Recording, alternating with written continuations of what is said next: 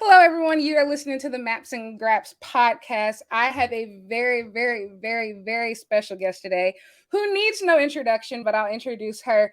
Anyway, we have the foreign ace, the fighting princess of stardom, and one half of the Goddess of Stardom Champions, Mariah May. Wow. Hey, what an intro. Thank you so much.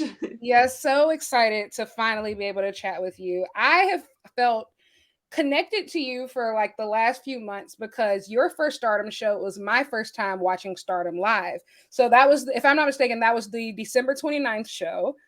I was Yeah. watching because people were telling me like you got to see this Julia and Suri match. And so I'm watching, and then all of a sudden I see like this Club Venus comes out, and like, Twitter is going crazy because some people are like, "Oh my God, what is this? What has happened to Stardom?" And we just have these girls are just, just what have we become? And I'm like, what is going on? And like all the Brit Rest fans are like, yeah, Mariah May, woo! So I'm like, what is happening? Also, we have the return of Mina. And so I had seen her video of her crying after losing to Saya. And I was like, this is a killer promo. And that was also what got me to start watching Stardom, because I was like, that was so emotional. Like, I just felt like she was awesome. And so I'm watching. And so that was where I saw you for the first time. And I'm like, I want to watch this girl. Like, I really want to watch you because I was just like, I think it takes a huge amount of dedication to like really commit to go. A lot of people have dreams of going to WWE. A lot of people have dreams of going to AEW, but you made it very clear from the jump that Stardom was your dream. You wanted to be around the best women's wrestlers in the world. So what was that like? Just coming in, like I feel like you had a lot to prove and you've done it. So what was that like Oh, originally coming in? wow. I mean, it's crazy that your first show was the show that I debuted on with Mina. I feel like this was meant to be. Yeah. But yeah, I mean, you kind of said it like, so first of all, obviously Mina was making her comeback. She had her whole jaw and her teeth Mhm. smashed. And, it was a tough year for Mina generally career wise anyway. So there was so much pressure and emotion there. And then, of course, for me, like you said, Stardom's been my dream since I started wrestling. I remember someone showed me Stardom and I was like, what is this? Like, how have I never seen this before? Because obviously, I mean, you would only really come across it as you get older and, it's streamed online. It's not really on the TV for us. So growing up, I'd never, I didn't know what it was. And then when I started wrestling, I got shown it. And before the pandemic, that was like my laser focus was like, I need to go to Stardom to get better. That was just what I wanted, was just to get better. And then over lockdown, that was when I was like, I don't want to go just to get better. Like I want to go to be a part of it. Like I want to be on the roster. I want to make a legacy. I want to really make an impression. And Stardom now has grown so much too in the pandemic. It kind of snowballed, I feel like, and has really exploded. And it's such a big company now. And so I could see it was going to get harder and harder to get there. And it was kind of just this perfect storm that I ended up going. And it was just the timing with Mina coming back and then with me. So it was such a big day, I think, for everyone, and forming Club Venus too, to be a part of the beginning of something I feel is very special. And like you said, it was a real mixed bag. I feel like a lot of like the Westerners were like, yay, and then the Japanese fans were curious, like, oh, who's this? And then there was some people who were like, what Definitely. is this? Oh, well, she got fired from NXT and here she is. And I'm thinking, hold on, honey, I never even went to NXT. I don't know who you're talking to. I've been on the indies, I've traveled the world off my own back, and then I chose to come to Stardom. And there was so much like, I mean, I mainly saw positive because my Twitter actually broke. Like I couldn't even do the mentions anymore. Because I didn't have Wi-Fi because we just literally got to Japan, and so I didn't have a SIM card or anything. So I had to wait to get back to the hotel, and I just saw it explode, and I was like, should we just go for dinner instead of looking at any of this? Because I just was so happy and overwhelmed. And then over the next few days, it was a while before we had a show, before our actual debut match. and then you have time to look, and then, you know, it could be 100 positive comments, but the few negative ones are the ones that, like, I've had trolling before, but it was quite like venomous. Yeah, Like, it was definitely. you know, how you're gonna ruin everything. And then I was like, so I was a bit like at first, and I was like, you know what, I just need to own it. Like, I need to own all of it, because that's always what I've done. Like, whatever your perception of me is, I'm gonna own it and prove you wrong. So that's always been my goal, and I feel like I've been here since December, but wrestled since January. And I'm still super new, but I feel like in these sort of 6-7 months, I've improved so much. And I feel like, at the very least, if you didn't like my wrestling, I feel like you see my heart in what I do. And I've had so many people be like, "Oh, I'm sorry, Mariah." And I'm like, "Oh yeah, you can come crawling back. It's okay." One thing that I think is really fascinating about you is that you could have gone a route of becoming this super serious wrestler to try to prove everyone wrong. And you are a great wrestler, but you still find ways to infuse your personality, I think, in everything you do. And like, you're absolutely, you can be hilarious, you can be venomous, you can be vicious, you can be all of these different things. And I think that's what's really endeared you, because honestly, at this point, I see no type of hate towards you at all. I've seen so many people are like, I owe Mariah May an apology. I actually wrote a tweet. I said, a list of wrestlers who fans owe an apology who for misjudging them for the whole first half of the year, and you're at the top. Oh. And so I think it's just really interesting how you've gotten all of these people on your side just simply by being yourself. Like, I remember watching what was the All-Star Grand Queendom press conference, you, Xena, and Tekla, and I said, oh, she is a star. Like, she is hilarious. Like, absolutely hilarious. And you have all these different layers to you. So, like, how important is it to you to, like, be true to yourself during this journey? So, I mean, I'm not afraid of the truth or what people think. And I think so many times we have a vision, or we try to force people to see something. For example, I mean, some of my favorite wrestlers, or even watching Stardom coming in, were extremely serious. Like, I love comedy wrestling, but I also love super serious wrestling. But I just think sometimes if people are going to put you in a box, you make that the best box ever.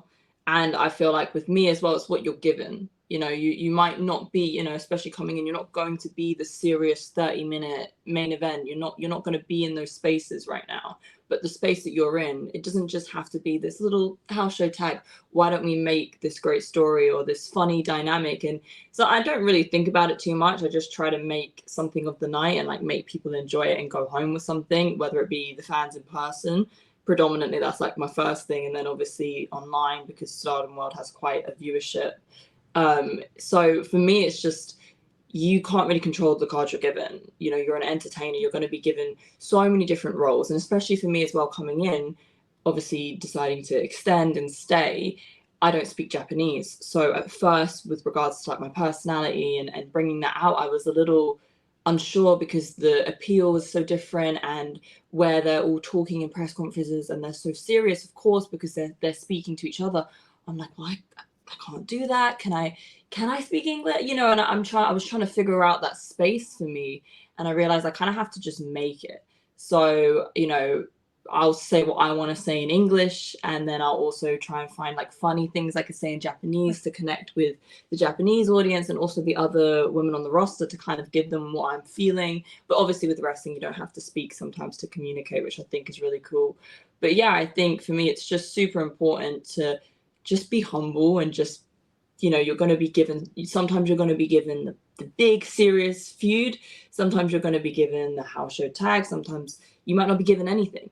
But it's about making whatever you do the most important thing you can do, whether that is comedy or serious, or setting up a new feud with someone. So for me, every time I go out, I just want to make an impression. I just want to make whatever I do important, because the whole card is important. So yeah, I just think you have to give 110% and just be humble, and be, you know, take whatever you're given and give it 110%. And that's how one day you do get to the top of the card, and you will get those serious storylines. So I think, yeah, that's just so important to try and put yourself into it and figure out how that works. It definitely took me a couple of months, I would say. Oh yes, and you're doing an amazing job. So when you came in, Zaya was there. She was there for a little bit. Xena came later, and now you have other members. There's Jesse, there's Waka, but you have been consistent by Mina's side the entire time. And recently, as Rose Gold, you became a champion, Goddess of Stardom champion. And so what does it mean to you to be one of the only foreigners in Stardom right now? Because I mean, you really have committed to being this foreign ace. So like, what does that mean? What does that mean to you, and where do you want to take it? Oh wow. I mean, I obviously, originally just when I was first starting wrestling was like I need to go to Stardom to get better. And then my vision changed a lot and I was like, I need to be a part of Stardom because I truly believe, and this is as someone who cannot speak Japanese, so I can't even understand everything that they're saying. I still find it to be the best wrestling to me, women's wrestling. And I was like, I really want to be a part of this. Like, no matter how big or small, I just want to create something that stays with them. And actually, a great example of that is Mercedes Money. And she was only here for a couple of shows, but the program that she did, the promos, and the connections that she created with the girls online, and everyone really, bit into it. I think that's a really good example of it. And obviously, I know I'm not Mercedes Money. I'm not at that level yet. But I still was like, it was really important to me. I didn't just want to come here for a little tour. I didn't just want to be like, oh, there's guys in here. I really wanted to take this seriously. I really wanted to leave a legacy. And also, like you said, I've been here with Mina since the start. And I wanted to be that support for Mina as well, because starting your own faction is not easy. And, for people to really support you and follow you, they want consistency. They want to know like you're all going to be there. It's hard when guys are coming in and out because it's hard to buy into something if it's constantly changing. Whereas I know if I stay with Mina, Club Venus will get bigger and bigger because you can get behind us because we're always going to be together. And yeah, with regards to the foreign ace, I hadn't even thought about that. That seemed so far away. And then Rossi actually did a tweet and said, this is potentially a future foreign ace. And me, I took the ball and ran with it. And so, yeah, I mean, we've got the 5-star Grand Prix coming up, which is a really big singles tournament. And I haven't done many singles here, really. So I'm excited to show people even more of what I can do and, again, continue to grow and develop. So it means a lot to me. I'm really honored because I think I'm like the 5th foreign Goddess of Stardom champion. Obviously, there's Tekla, who I really want to join Club Venus, but she doesn't want to. But she's foreign as well. She's been here, really working hard under the radar too. I feel like because it was in the pandemic, people didn't really kind of cotton on, but just really kind of help pave the way and show that we're not just a gimmick. It's not just the fun, cute guys, and like I want to show that my passion, I think, is important, and I think I'm starting to show people that. So you talked about like some of the people that being a fan of Stardom before you got there.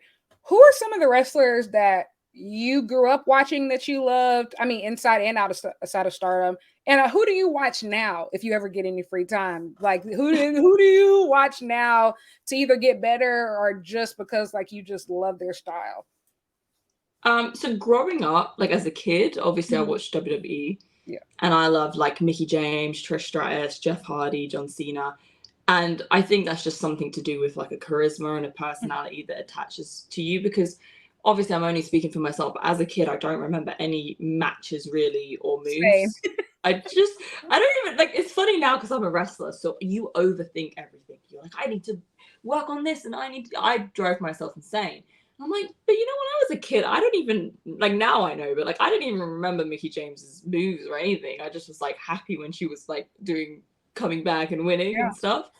So that's really interesting. Obviously since becoming a wrestler and watching Stardom, I mean, it's hard now because we're definitely on opposite sides of the ring, but I really was a fan of Julia. I thought she had something about her, and I like her grit. And it's cool now because, I wrestle her a lot, and, we obviously feud a lot. And it's cool to be opposite her and really test myself against her. I think obviously Shuri is probably the best women's wrestler.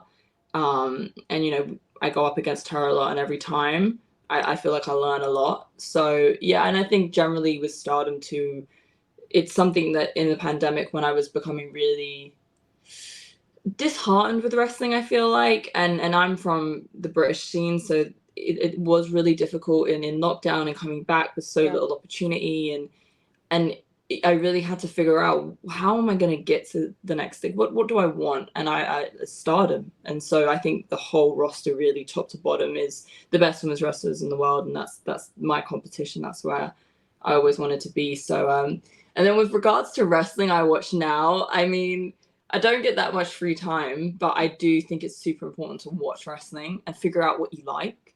Like, that's always something to me. I have to sometimes take myself out of being a wrestler and be like, just try. So I watch AEW a lot. I really enjoy AEW. I think just because it's fresh, it's something new.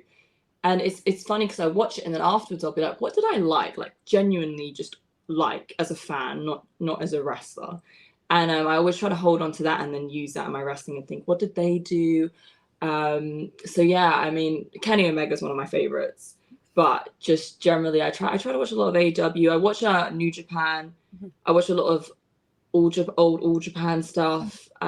For ideas, because I don't like to watch current programming for ideas just because it's already being done. Yeah. So I watch it to feel things and try and feel what sort of vibe is getting over. But with regards to like anything for moves or stuff like that, I try to watch old wrestling just because it's like no one's looking at that. So it's a good way to kind of stand out, I think. Yeah, I agree on all of those picks. Kenny Omega's my favorite wrestler too, so he's great. Like that. So you talked about speaking of AEW and Brit Rest, there's a huge show happening in London, and for you coming from the UK scene, I don't think you'll be able to participate. So I'm not going to ask you if you're going to participate because I'm almost positive it's during the 5-star Grand Prix. However, this is a huge moment for Brit wrestling, just in general, especially rebuilding after the pandemic. And not just during All In. Rev Pro, your old stomping grounds, is having a huge show the day before at Copper Box Arena. I'll be at both of those, so super excited. Yeah, wow. I'm flying to the UK for it. It's gonna be a great time. Man, I have to fly to the UK too. I feel like I'm the only one not going. I know. So you know, women's wrestlers or any wrestlers, who are you excited from that scene to possibly get some real good shine that weekend? Like, so I mean, it's hard. I don't particularly keep up with British wrestling that much anymore. I keep up with some of my friends and like up and coming people I know from training. I mean, for me in particular, obviously she's a mega star, but I'm really hoping Jamie Hayter is going to be okay, because obviously as a British wrestler and obviously someone who wanted to do Stardom, Jamie Hayter was in Stardom and she actually stayed here on her own, like how I am now, just like living in Japan on my own. She did that for some time, and I think it was only because of the pandemic she came back to the UK. I could be wrong, but I'm pretty sure that's what it was. And what she's done is remarkable, because I feel like Jamie Hayter was never really given in the UK. Like she was given, you know, she did well, but she was never given that like real big like showcase of who she is. And she's always been a very good wrestler. And I feel like watching her on AEW just become a superstar has been really heartwarming to see and really like motivational as well. So obviously she's a megastar, it's a bit different, but I'm really hoping she's back. Obviously Tony as well. I know she's not British, but she did a lot in British wrestling too. So I really want to see something in Saraya as well, because she's, you know, she came up at a time when there wasn't much women's wrestling. So for me, just looking at AEW, I'm really hoping that they're all cleared and healthy to kind of represent. And then with regards to British wrestling, I mean, my friend Hannah Taylor, she's fantastic. She actually recovered from a stroke and is making her comeback next week, I believe, or in a few weeks. So I really would like to see her, you know, I don't know if she's booked that weekend, but I really want to see her do something because she's fantastic. She's proper old school British wrestling, like technical wrestler. She was trained by Dean Allmark, Zach Gibson, James Drake. And I've wrestled her a few times when we're super new, but she's great. So she's someone I really want to see flourish and shine. And I mean, I'd love her to come to Japan, but I really would like to see her show out to, and Zoe Lucas. But I know she can't wrestle right now, but she's fantastic too. So there's some real gems in the UK, and I'm hoping that, I mean, it's cool that you're flying out. So I'm hoping people are going to get to see you know, what we can bring, even though I'm not there. I know. I was just like, I fantasy booked you for that card before. I was like, oh wow, 5-star Grand Prix is happening. I was just like, I mean, do I have a match? I don't even know. Do I have a match on that? I don't know. I think you do. You have a match that weekend. I'm almost positive I you can do. fly. I can get on a plane. I can make AEW or something. I'm sure. No one would be happier than me if you made a chance to fly out, even if it was just for the Ref Pro show. I would be so excited. But speaking of that, the last, I would say, 2 weeks have been very interesting as far as the Forbidden Door opening. And I feel like it's like, I was in Toronto for Forbidden Door, but I feel like for women, the Forbidden Door opened afterwards. So we were late. It's really weird, but you know, hey, we had, you know, Julia faced Willow last week at Independence Day, won the New Japan Strong Women's Championship. Last night, Utami just fought Billy Starks, and GCW has 2 more shows coming up. So it looks like that Forbidden Door regarding Stardom wrestlers is starting to open up in the US. So if you had it your way, who would you want to face? Where would you want to face them? Go crazy. Well, everyone get your pen and paper out. I mean, for me, it's interesting for me because I feel like Stardom's my home. And I feel like when people look at me, they think of Stardom, but obviously I'm a Westerner.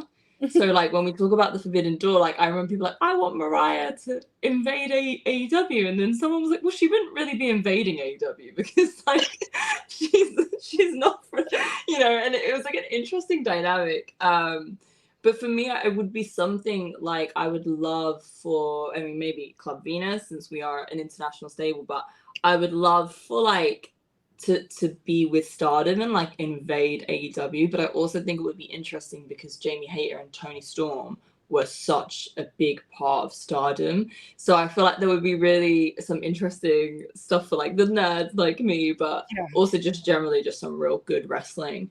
But a match I really want, and me and Mina talk about this, is we're obviously the Goddess of Stardom Tag Team Champions. We really want to wrestle Mercedes, and Mercedes has a friend, Trinity, who's also my friend.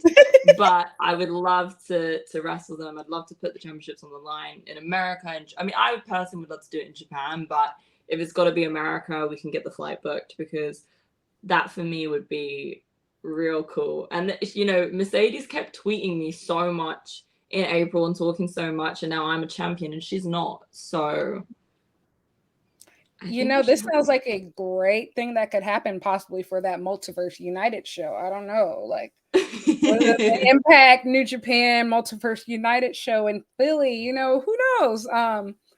Philly though. I mean, I once wrestled in Philly. I don't need to go back. It's not the best place in the world. It's not the best place in the world whatsoever. WrestleMania is there next year, so I think a lot of us are just gonna have to suck it up for that. Oh no! Yeah, because you know everything's gonna be there that weekend, so yeah, you're just gonna have to suck it up. But you know, hey, just putting that little out in the universe.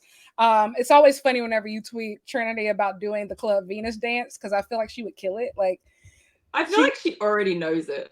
Of course. She knows it. Absolutely. She strikes me as like she would show up and just be like, yeah, it's cool, I know it. Oh, absolutely. Cool. She's so talented. Like she's you know, I feel like people who are real dancers, they can just pick up on anything like that. And so it took me a bit longer than her, I bet. My only experience with dancing is TikTok. Like I don't dance. So yeah, walk me through that. So the process of, you know, I think one thing that endeared me to Club Venus is that the entrances are a production. I mean, and in Stardom, everybody's entrances are a production. Like I think I started watching Stardom right when Mel Tier is doing like full performances every single time they perform. But you all come out like you have this super coordinated dance. How was that? originally as a Westerner, because I've never read about you coming from a dance background or anything. So like, Yeah, no, I no dance background. No. As you may be able to. No, I mean, I did acting and I did theater, which is kind of prepares you for like, I mean, you know me, I'm open to anything. Like I'm whatever role you want me in, I'll do it. So I obviously watch Stardom too, and the entrances are something special, and like there's a lot of different styles. We've got dancing, you've got very serious, you've got regal, you've got cool. There's like a lot of different energies. So obviously when I first came in, I was in Club Venus, which was a part of Cosmic Angels, and I feel like the way that I looked was very much suited there, so I was quite got a good hand there. And yeah, I remember on the first show we had, our wrestling debut in January, Mina was like, so we're gonna dance. And Zaya was like, I don't know the dance. And I was like, I don't really know the dance. I was like, I've watched Mina, but when she dances, you can't really tell what's happening because she's got the rope. And also, you know, when you see people dance at full speed, I need the slowed down, like Wii Sport version with like cymbals and like, you know, I need you to walk me through this slowly. So we tried to do it, and I came up with this middle ground of like, can we add twerking? So maybe, you know, a little freestyle, and we can hit the twerk together. It's real simple. And I was half joking, and Mina was like, that's it. And I was like, oh my god. So then me and Zaya shut ourselves in like the shower room, and we were practicing to Mina's song just like for the show. And then so that was the version we did, and then Zaya went home, and I was like, I always wanted to do the full shebang. Like, I love Mina, I wanted to do Mina's like full get up. And Mina was like, yeah, okay. So we were literally going out in 10 minutes, and she was like, okay, let's do it. And I'm like, okay, can you show me it? So we were there, like, trying to, you know, and Waka was watching, like, it's not really at the same time, whatever. And then we just went for it, and then, yeah, just went for 110%. And now I love it. It's actually my favorite bit. I never disliked it. I always liked it, but I was a bit, like, nervous. Yeah. Whereas now I'm like, no matter what happens, the entrance is going to slap. Like, you know, I don't know how the match is going to go, but this entrance, we've got to get the crowd because it's so good. It's so good. Like, I mean, it's all credit to me now. All I did was add the twerking disgracefully. Yeah, it definitely comes through. I remember the night of, so the pay-per-view where you won the championship was the same day as Forbidden Door. And I remember waking up in the Airbnb we were in Toronto, and I woke up at like 7, 8 a.m. and we watched the show, and it just felt so special. Like the girls I was with, like, we're in our pajamas watching you all like and win the championship. And it was just super cool. I think that moment. And something about Club Venus just comes across so genuine. And I know that you don't speak Japanese, but especially the relationship between you and Mina and just Club Venus as a whole, it comes across very genuine. I think a lot of times people are factions and they can just be a collection of individuals, but you all really come across as like you really connected. So what's that relationship like, you know, with you and Mina and just Club Venus as a whole? Yeah, I mean, Mina is like, you know, my day one. So since I've come to Japan, I've always been with Mina. And we have a very special relationship as well because she helps translate for me. Mm-hmm. So she's like, I didn't realize it until it was actually like at a point today, I could actually understand what people were saying. Mm-hmm. And like, obviously I can't speak Japanese, but I can understand lots of the words, and and I'm so used to hearing it. I know what they're trying to say. And you know, I think back to how I was when I first got here with regards to so many things versus now where I'm so capable, and it's all because Mina helped me, and of course Waka too. Because even before Waka joined Club Venus, she was second for us, and we were in Cosmic Angels. But no, we have a special bond. Obviously, I'm here alone. I was here for a little bit, and then some of the other foreigners come in and out. But I am here on my own, and you know, it's when I go to work, like Mina's just like, you know, it's just nice to talk to someone who can speak English with me.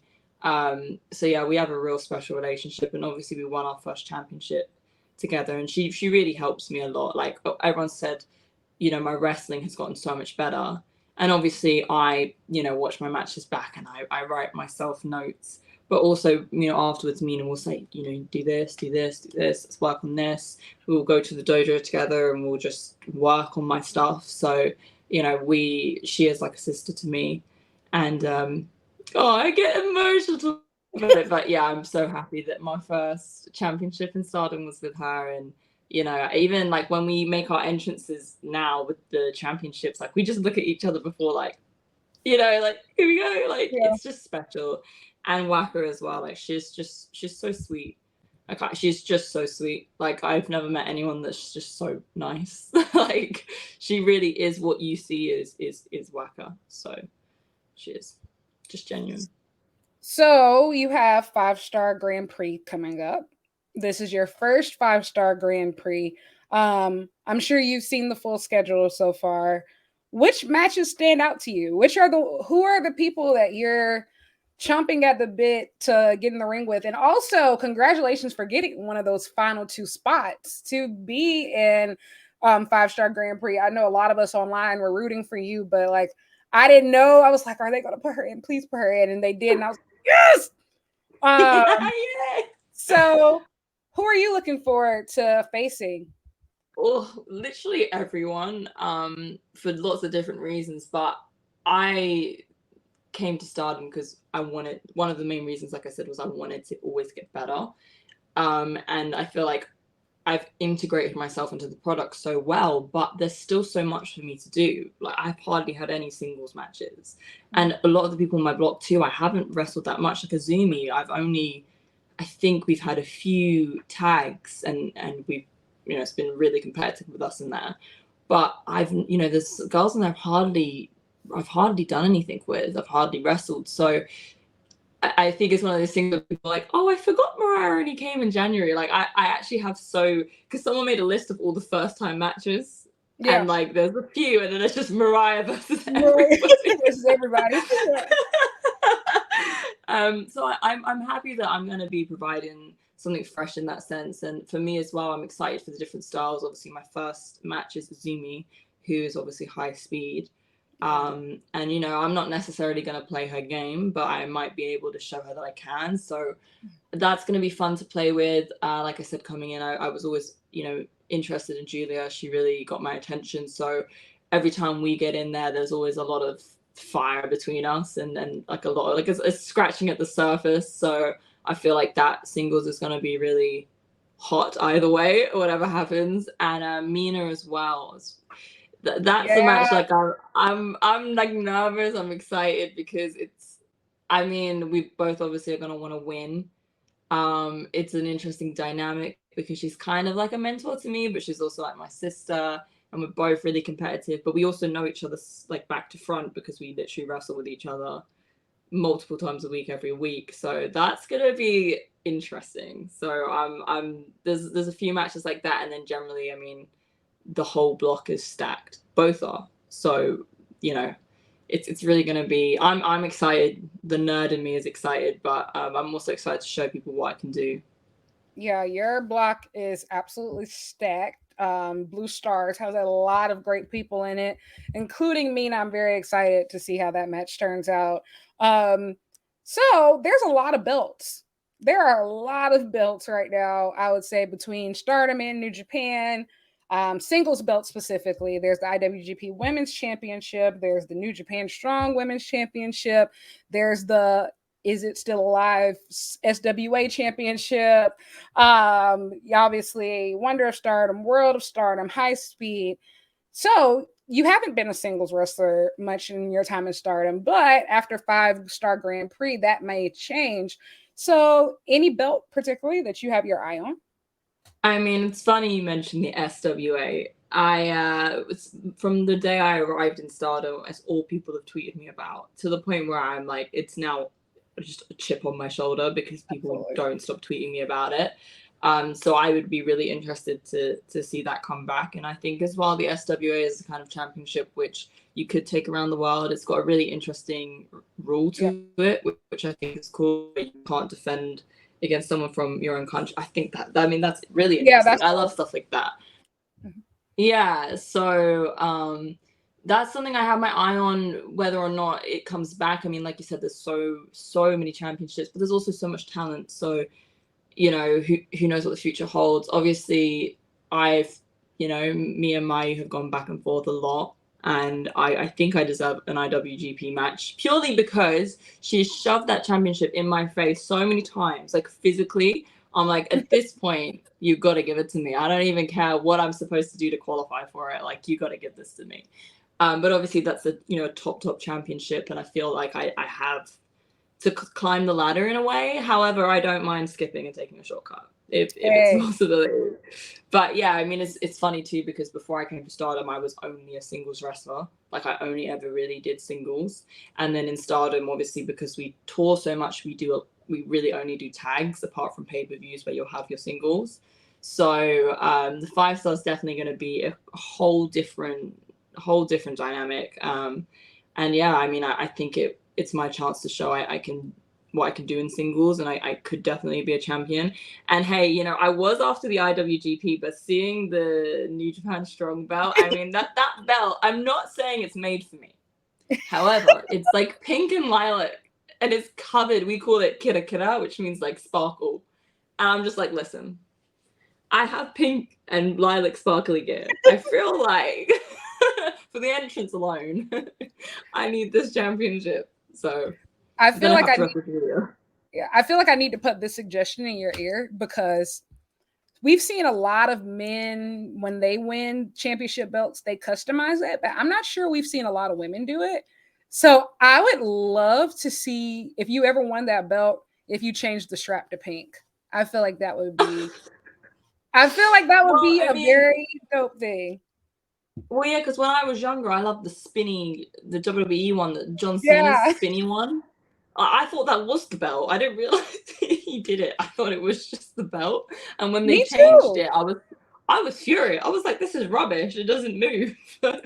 But I remember Naomi Trinity, but she had the glow in the dark belt, which I thought was really cool. I mean, especially for kids, can you imagine a glow in the dark championship? That's so Absolutely. clever. The New Japan Strong belt is pretty perfect as it is, but I always said, if I won the SWA, a journalist actually put it in my head. They're like, would you change the strap to pink? And I was like, I never, can I do that? And then I was like, I kind of just want to do it to upset Tekla. Like, that alone would be worth it, because she would just be devastated every time. Like, I've just defiled the thing that she loves and like made it pink just for that reason. That would be incredible. Speaking of pink, I have one last question for you. Probably the most important question that I have to ask you. What does Mariah May think about the Barbie movie? First of all, they never cast me. That's my first thought. No, I'm excited. Like, I love. So I go through love and hate with pink. This is going to be shocking to you, but like, so I like pink. I've never really thought about it much, but I always pick pink. Like Among Us, you can pick a character. Oh, pink. I'll put the pink thing, pink. But like, when you become a wrestler and like a brand, you start to market yourself. What's my color scheme? And I went for pink. So now all I see is pink, and I've accidentally, like, all the clothes I own, everything is pink. Even this apartment, which I'm in right now, I've somehow bought like pink bedding and a pink blanket. Like, why is everything pink? I'm just surrounded by it. I feel like it's kind of like you get hypnotized by it. And now with the Barbie movie, everyone's suddenly like, I love pink, I love glitter, I love really girly things. And I'm like, oh, do you now? Really? You like it now? I'm like, come on then. So I mean, it just means more pink in all the shops and more pink clothes for me to buy. But I really want to see it, but I don't know how it will work. So I wonder if will play it in English somewhere, because I really want to see it. I thought about that. Yeah, when I wrote down the question to ask you, I was like, will they play it in English? So I wanted to go to the cinema the other day on my own. Just so sad, on my own. I was like, I haven't been to the cinema in ages, obviously. And when I looked at the screenings, there's like something that says subtitles and some that say dubbed. So I think the subtitle ones are the original movie. So for example, an English film, but with Japanese subtitles, and then the dubbed ones are obviously dubbed over. So, I mean, there wasn't really anything on, but I think they'll do Barbie here. I think they'll have it on. Oh, absolutely. If I have to watch it in Japanese, I'll just bring Nina and Waka, and they can just at the speed of lightning. Oh, she said this. I feel like we need this content from you. Like I just feel like we need rose gold Barbie movie content. Like we need. Rose gold of the Barbie movie, and it's just Mina sweating, like translating for me. I think that would be so cute. I think that would be absolutely perfect. It's crazy because in the States right now, they're going crazy. Like there's pop-up Malibu Barbie cafes popping up around the US. Like they just you open need to stop telling me things because I'm getting my passport out. I'm coming back to Wembley. I'm not on the show, but I'm going to be there. And then before that, I'm going to America because there's a pop-up Barbie store. I do see stuff like that, and because Japan is cool. There's a lot of cute stuff. There's a lot, like I'm a nerd. I love Pokemon. I love Sanrio. Like everywhere you go, it is like it's like you're a child. It's amazing. But when I like go on TikTok and I see like these brands they don't have here, and they're like they've just released Barbie shoes, and I'm like, cool, that's fine, cool, no problem. There's like so many collections. Like I saw I saw the Barbie Aldo shoe collection. Like somebody's like doing and the Barbie bag. Have you seen the bags? Yes, the bags. And then like I saw someone there was like makeup. Like there's so many like partnerships going on right now. Like I haven't honestly seen a non-superhero movie advertised this well probably since before the pandemic. Yeah. And so that's a good point, because everything is like Marvel, which I love. Yeah. It's great. Like, yeah, it's awesome. It's Barbie Mania. It's Barbie Mania. I mean, you know what? It's probably good I'm not there because I'm a real sucker for like merch. Like I remember in lockdown, like, you know, Animal Crossing. I've loved Animal Crossing since I was a child. Like if I wasn't a wrestler, I'd somehow be in Animal Crossing. And when they released a new game on Switch, that was the beginning of the end for me, because they would do all these like special collaborate, like ColourPop the makeup. I bought it all twice because I was like, yeah, I've got a set to use and a set to look at. And my mum was like, you are ridiculous. I'm disappointed in you. And I was You're the second person to tell me that. Like, I got a Switch. People are like, you need to get Animal Crossing. You need to get Animal Crossing. Have you played it? I haven't. So I used to play Animal Crossing on the Wii. On the Wii? Yeah. When I had the Wii, I never never got it on Nintendo Switch. I plan on getting it because people keep telling me. So I've been convinced. You're like the second person to say this, so I'm convinced now. I need to this isn't a game to me. This is a lifestyle. You're like, oh, I played it on the Wii. The Wii one was not the worst, but like, I mean, I liked it, but it was not. It's hard to play on the Wii. Yes, you've convinced me. Speaking of Switch, did you get Fight Forever? Have you been playing it? Do you have it? Yeah, I had it. It was sent to me as a gift, and I forgot to change the address, so it's in the UK. Oh. I'm not that big on wrestling video games. Like when I was younger, I mean, speaking of the Wii, I did like the Raw vs. SmackDown or some sort of WWE game on the Wii. But I used to play those. But I think my favorite part was like trying to make the diva. And then when you actually played the game, I was like, the creative suite. I will say, as a person who grew up playing wrestling games and also towards the middle of it, I was like, like the whole 2K verse wasn't really for me. This game might be the funnest wrestling game ever. Yeah, it seems chaotic, which I like. It's so chaotic. I think we haven't even been able to bleed in wrestling games for a very long time. So like, I've just been having fun with the exploding barbed wire death matches. I've been having like Riho beat up like the biggest guys on the roster, and just making them bleed. It's been. I need to go because I remember I never played them. I played them when I was a kid, and I never played them since. Like I bought 2K when I got back into wrestling when I was like a teenager finishing school, and I tried to play it, and I must have accidentally had it on like Legacy. And I just kept getting pinned, and I just never touched it again. I was like, it's ruined my record. Like, I hate it. I don't want to ever play again. Like, I gave it to my brother, who's probably played it like 5 times. But then in the pandemic, I streamed whatever one was new at the time. But it was quite buggy. Like, I had a lot of problems. Yeah. But it was brilliant for me because I'm not good at games. You know, it's more just watching me have a meltdown. But that was really fun. So I feel like I have heard that about the game. Like it's not just straightforward and basic. Like there's a lot of different things you can do. It's not a stimulation because I'm gonna be honest, I don't like losing. In this game, I've won more than I lost without being like super good. And that's all I need. Like if I can be average at a game and still have a really great time, it's pretty great. And I also like I will say like the assortment of weapons, the amount of stuff you can pull out under that ring it should not be legal at all. The lights out match are so fun. This probably sounds like me ideas because I really want to speaking of this crazy stuff, like so Stardom have like a Stardom in Showcase. It's like a special fun show. And they do all these different like gimmicked matches. And when I was in the UK, I had this Barbie death match. That's like my special match. I saw the video for it. That was so good. But I feel like it could go so much bigger than that. Like I have like all these dreams. Obviously, you're on an indie wrestling budget. Like you can't get all the things you want, Mariah. But like I had this like I'm like I want to break. It's my match. I want to do it in Stardom. I want to do it against Suzu, just because again she seems like someone who would be so offended by the pink weapon. So it might help me because otherwise she's gonna kill me. But like I really want to do it. I feel like the Showcase is such a good place to do it, or like potentially maybe me and like Rose Gold. I'm not gonna put Waka through it. She's been through enough. But you know, Rose Gold and like it's some sort of like Barbie Dreamhouse death match would be. I really want to do that. I love stuff like that.